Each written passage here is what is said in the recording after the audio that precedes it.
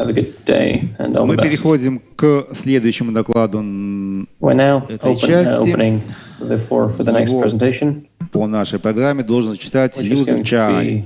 Колтюбинговое бурение, как интеграция технологий колтюбингового бурения и внутрискважинных работ станет новой нормой as для integration of the cold tubing drilling and how it's going to become the new normal for the oil and gas industry. Так, связь у нас есть. Do we have connection with the Пожалуйста, speaker?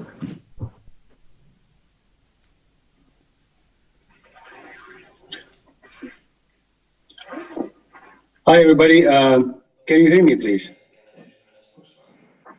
Is it clear, eh? Okay, sounds good. Thank you very much for this opportunity. This is my first time for me to be in Moscow, even though it's online. I'm calling from Istanbul from my hotel room, actually. Thanks again for this opportunity. Today, I'll be presenting how the well intervention and drilling technology integration will be the next normal for the oil and gas industry. And I will start with the oil and gas 2020 outlook as an insight for the situation of our industry. And then after that, I'll move to how we're going to make our oil and gas industry great again after this kind of a hard time that it's going through. And one of the solutions that I will be presenting is the underbalance drilling with coiled tubing. And then I will link that to the integration between well intervention, drilling technologies, and the reservoir characterization, and how we're going to make our industry flexible, resilient during recessions, and flexible in terms of fast recovery. And then finally, I will close with the CTD business challenges, since it's still considered as a niche application. So for the oil and gas 2020 outlook, I will start actually by the International Energy Agency outlook in 2010, and those outlooks they were projecting a fair oil and gas demand by 2020, and we can see that after 9 years of that outlook back in 2019, just before the pandemic. But then once the pandemic occurred, and then with the glut of oil that we faced back in May 2020, that oil and gas demand dropped drastically. And then the outlook 2020 from the International Energy Agency has completely shifted. And they shift basically strategies by pushing basically more renewables than oil and gas. We all know that oil and gas industry will be always needed, not only for energy or electricity, but also for other side industries like car, like medical and stuff like that, right? So the problem is from the other side of the Atlantic, we can see completely different outlook from the U.S. Energy Information Administration. Right, the guys in the U.S. they're predicting if the pandemic will end very soon, then the recovery will be faster, especially for the oil and gas, specifically for the shale. So this gap between both of the outlooks, it makes the prediction not really linked into technical or financial challenges. I think it's more into a political challenges that the International Energy Agency is working on. And this is basically what the next slide shows, because one of the things that the oil and gas industry those days is facing kind of a rally of distortion, harming basically the reputation of our oil and gas industry. In the left-hand side, we can see the global map of the CO2 emissions. One of the things that for example, environment activists or even the International Energy Agency is focusing on is basically the CO2 emissions. We can see Canada, US, North Africa, Middle East, some part of the Eastern Europe, Russia, Southeast Asia, China, all of these countries, oil producers, they are basically considered as the highest countries' emission. But paradoxically, the right side map, it shows the globe by night. Basically, the countries light during the night, and we can see that the most latent countries are the one in the the Western Europe. I mean, you can see France, Italy, UK, all these countries that they are calling for basically cutting with the oil and gas industry by 2050 with zero emissions. These are the most countries that they are mostly lightened. So, with all of these challenges that the oil and gas facing, how can we make our industry great again? It's basically kind of a strategic change management that the industry, the International Energy Agency is going through, trying to unfreeze the current situation, perform the changes, and then after that, refreezing again and implementing the changes. And I think this is what we need to do as professionals and practitioners of the oil and gas industry. We need definitely to define our challenges, understand the need to change, because our industry right now is facing these kind of allegations and distortions. We have to clear the public opinion about these allegations, and we have to define our current resources, equipment, manpower, technology, and then we set our new strategy and implementing that strategy and enforce it. So for that, our new company, new founded company, the Coil Drilling Consultancy, we went back 40 years back to the 80s where the oil and gas was booming. And then we studied those 40 years in terms of challenges using the PESTEL model, the political, economical, social, technological, environment, and legal. And then we come up with the last 15 years or the last decades, basically, and we spot the main challenges and we summarize them in the next slide. We reword them, rephrase them with our oil and gas industry wording. So we found that the main challenges were basically safety, environment, and profitability. So for safety, we can see that a lot of allegations basically or reputation that we're facing the most hand and fingers injury, the blowouts, the H2S releases, even though the oil and gas industry is very well known as the classified second after the space energy in terms of safety and process orientation, right? From the other side, the environmental challenges is basically coming from the emissions, the spills that we saw in several incidents offshore and during the transportation of oil and gas as well.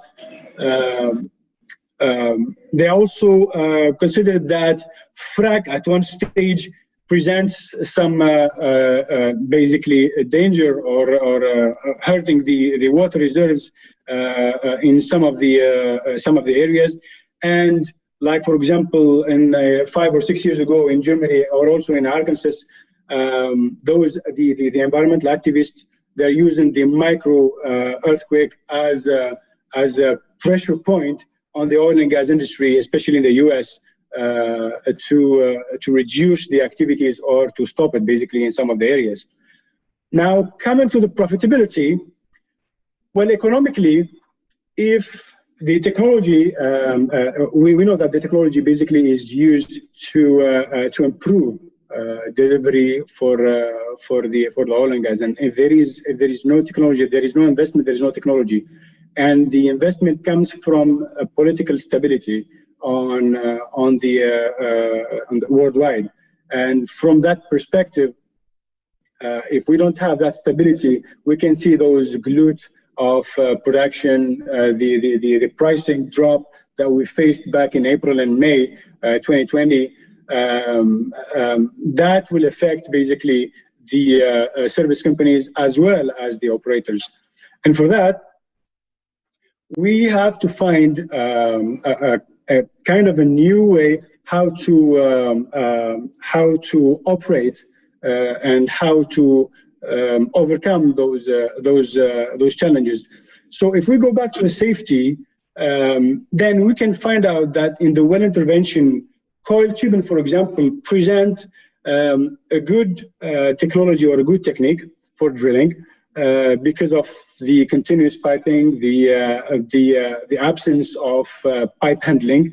There is basically no blowouts in coiled tubing, especially underbalance drilling, because on underbalance drilling, the well is alive all the time. So it's the coiled tubing package and the underbalance package are basically equipped to hold pressures on the wellhead. From the other side, the drilling with coiled tubing is basically targeted to the reserves. There is no contamination to such what is said water reserves or whatever. So it's basically targeted, comparing to some of the challenges that some other techniques are facing. So strategically, CTUBD is a reliable solution from a safety perspective, from an environmental perspective, and from profitability.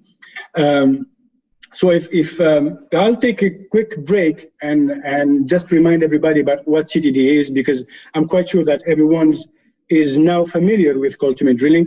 I remember seeing in the summary of 2019 of the Coiled Tubing Times, I quote Russia, that there was a presentation of coiled tubing drilling. So basically, it's a through tubing application using slim hole, whether it's a wide BHE or a slim pulse or whatever, to drill to the target reservoir. So one of the main advantage of this technology or this technique, basically, is the reduced HSE exposure. We don't have any people handling pipes. The completion stays in place. So that's a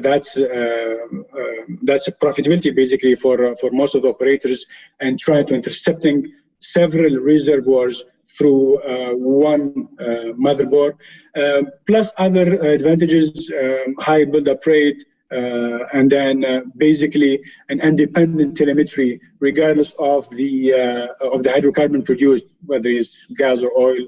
So the telemetry remains working, remains viable.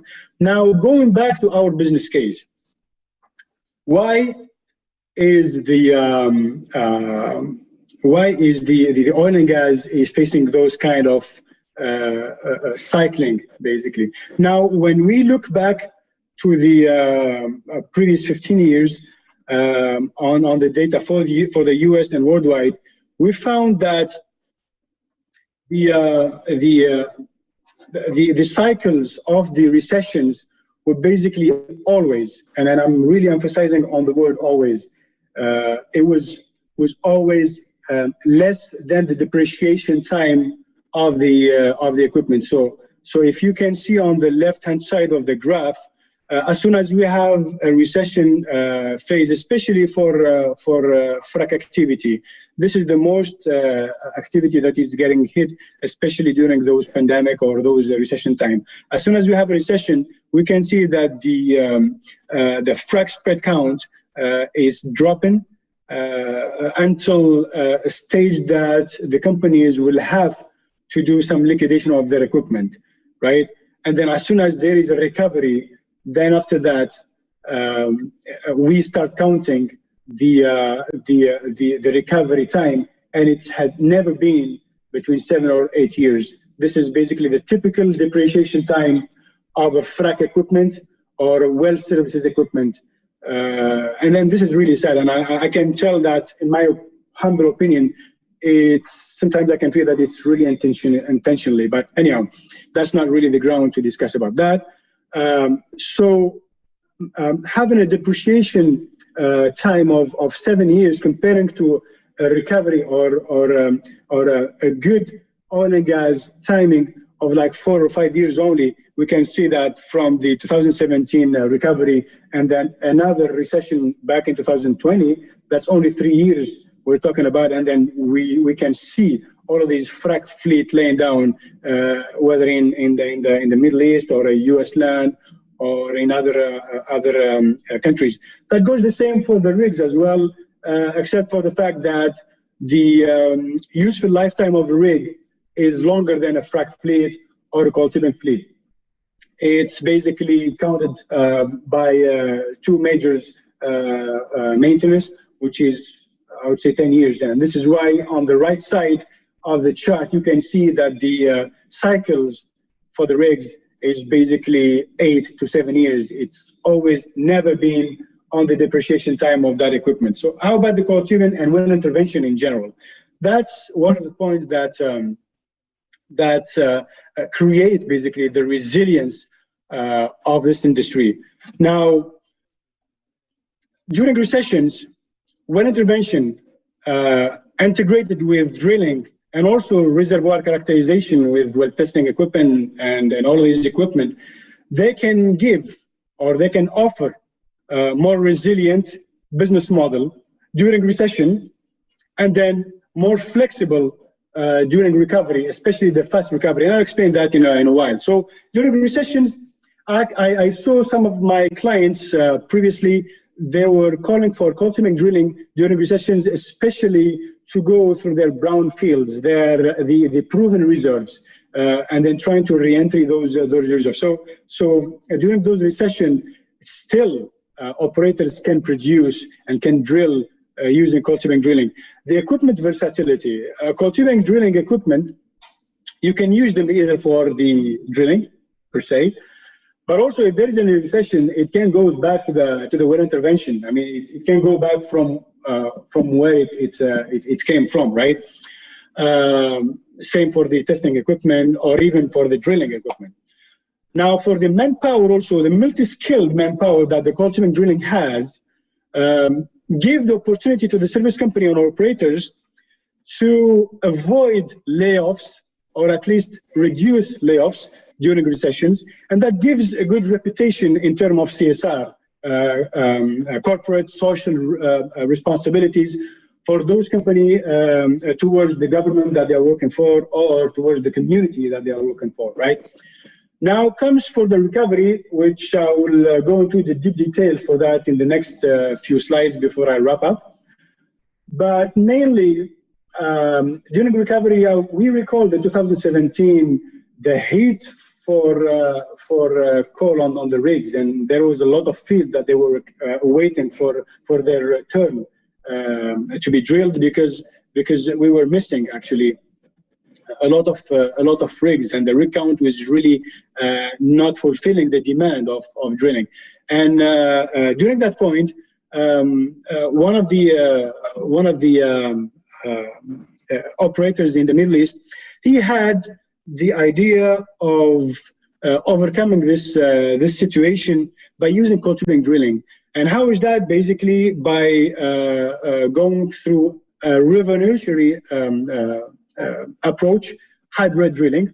So instead of drilling conventionally a well and spending 90 days or whatever during 2 or 3 sidetracks, instead they were drilling to the top of the reservoir, complete the well, and then move.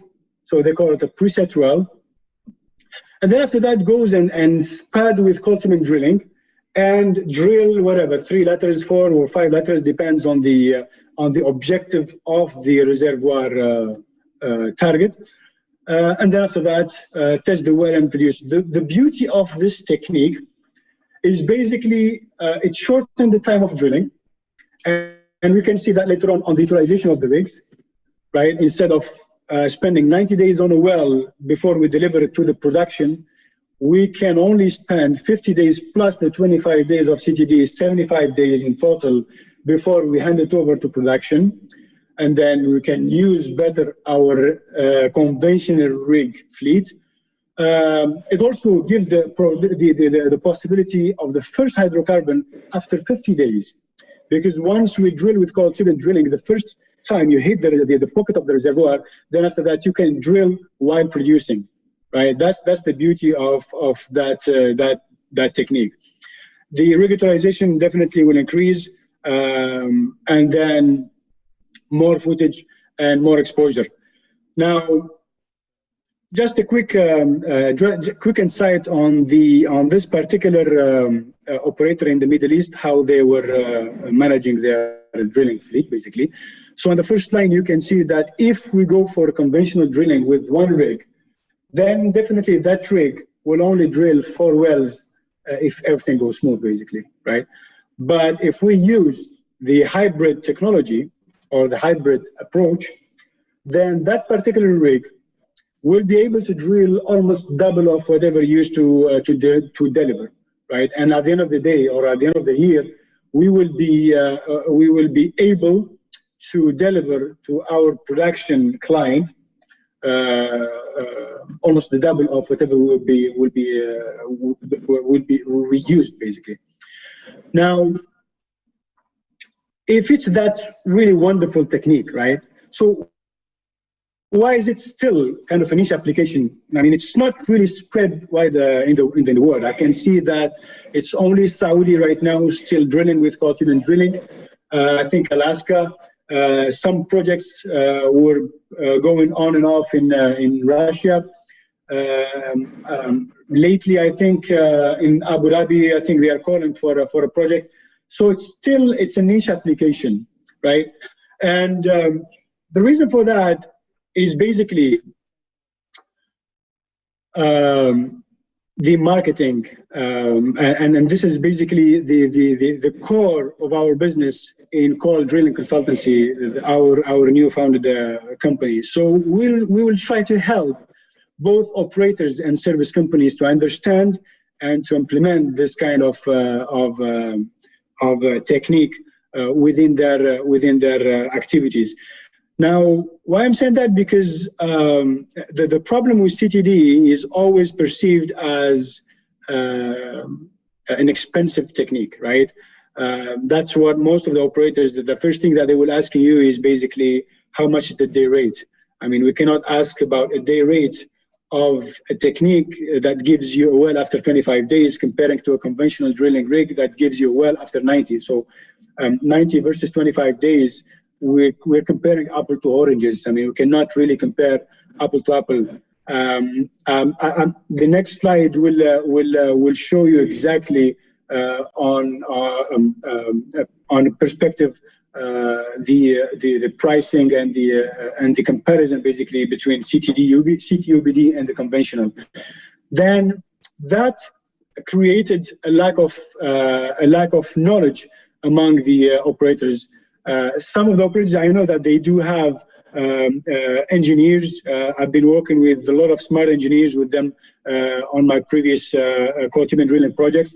However, with the progression plan of these people, there is no continuity, there is no continuous plan, and people who are filling in for their position, they don't have, unfortunately, that CTD background, and basically a project management aspect as well, because coiled tubing under balance drilling, it's all about project management. It's the coordination.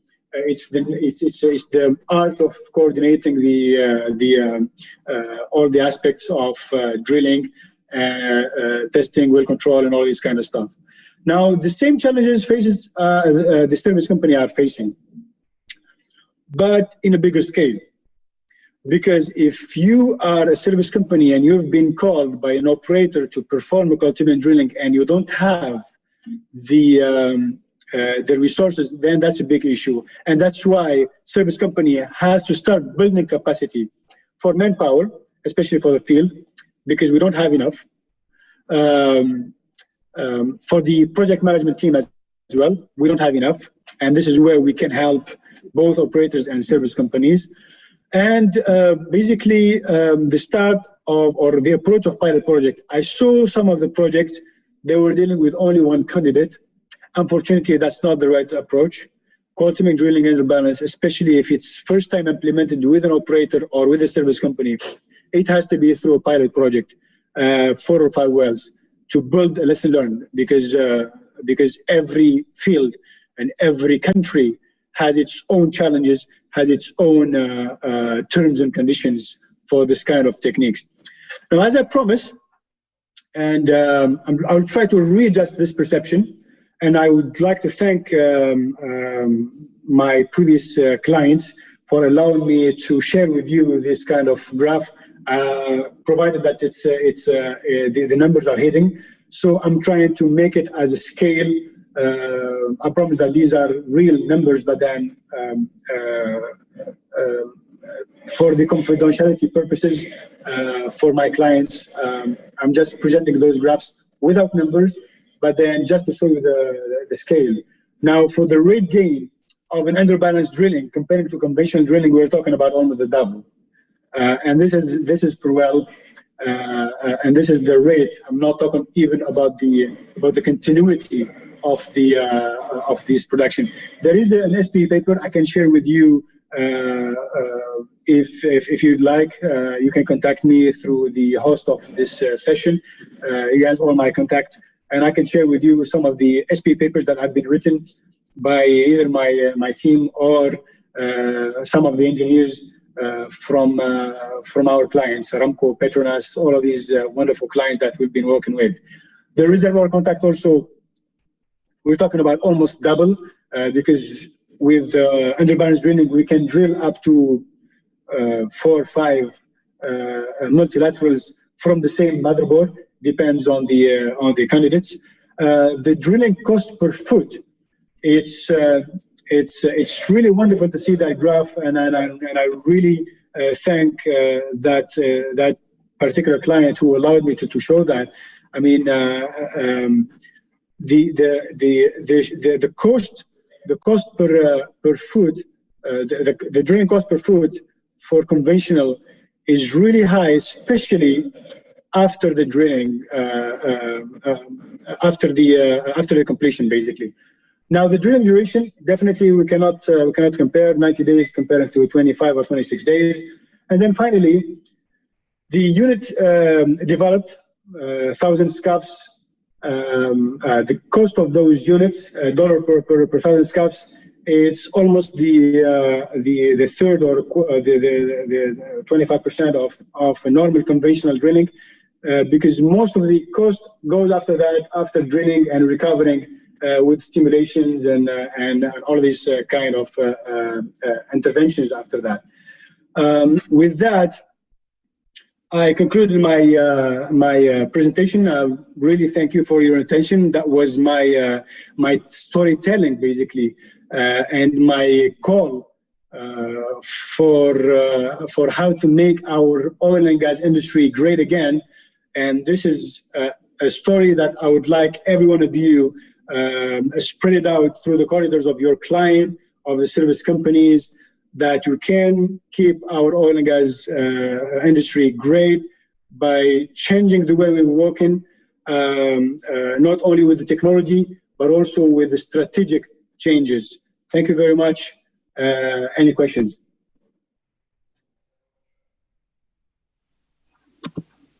Спасибо за доклад. Силы на вопросы есть? No questions. Thank you very much. Well, thank you for the presentation. There are no questions at this point. And thank you.